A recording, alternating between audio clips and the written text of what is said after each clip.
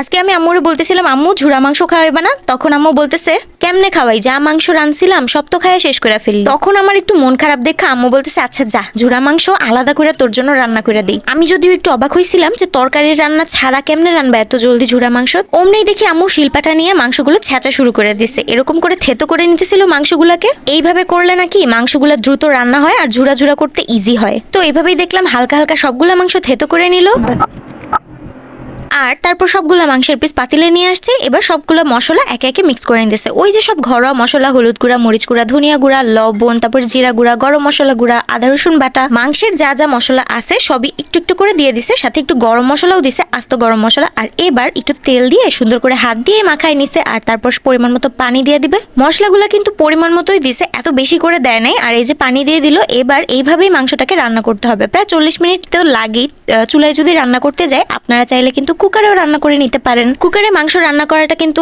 তুলনামূলকভাবে ইজি হয়, কম সময়ে জলদি সিদ্ধ হয়ে যায়। তো ওইটা কিন্তু এই টেকনিকটা ফলো করতে পারেন। আমরা যেহেতু ভিডিওতে দেখাচ্ছি এই জন্য চুলাই করে দেখালাম। আম্মু তো খুব সুন্দর করে ঢাকনা দিয়ে দিয়ে আস্তে আস্তে করে মাংসটাকে সেদ্ধ করে নিছে। আর এই মুহূর্তে পানিটাও শুকায় আসছে, দেখতেছেন। ঝুরা বানানোর জন্য তো পানিটা শুকাই যাইতে হবে। আর এই পর্যায়ে আম্মু চামচ দিয়ে দিয়ে মাংসগুলোকে ছাড়া ছাড়া করে নিছে। আর ব্যাস সবটা মাংস উঠাই নিল একটা বাটিতে। আর এবার একটু হাত দিয়ে ছাড়া ছাড়া করে নিতে পারেন মাংসগুলোকে যদি একটু বেশি ঝুরা ঝুরা করতে চান। আর এবার কড়াইয়ে অল্প একটু তেল নেবেন, অল্প একটু পেঁয়াজ কুচি নেবেন। এখন কিন্তু আম্মু আবার মশলা দিয়ে কষাই নিবে মাংসগুলোকে। তো সব মশলা একটু একটু করে দিয়ে দিচ্ছে। ওই যে সব ঘরোয়া মশলাই, হলুদ গুঁড়া, মরিচ গুঁড়া, ধনিয়া গুঁড়া, তারপরে জিরা গুঁড়া, গরম মশলা গুঁড়া, স্বাদ বুঝে লবণ, আর হচ্ছে আদা রসুন বাটা, এগুলো দিছে। আর একটু আলুও দিছে। আমরা আলু দিয়ে ঝুরা মাংস খেতে খুবই বেশি পছন্দ করি, যার জন্য এইভাবে কুচনো আলু দিয়ে সুন্দর করে কষায় টষায় ঢাকা দিয়ে রেখে দিছে। আর এই পর্যায়ে দেখেন আলুটার সাথে কিন্তু মশলাগুলো ভালো মতো কষানো হয়ে আসছে। এখন দিয়ে দিবে আমাদের সেই ঝুরায় রাখা মাংসগুলা। এখন এই আলুটার সাথে মানে এই মশলাটার সাথে আমাদের ঝুরা মাংসটাকেও আরো ভালো মতো রান্না করে নিতে হবে।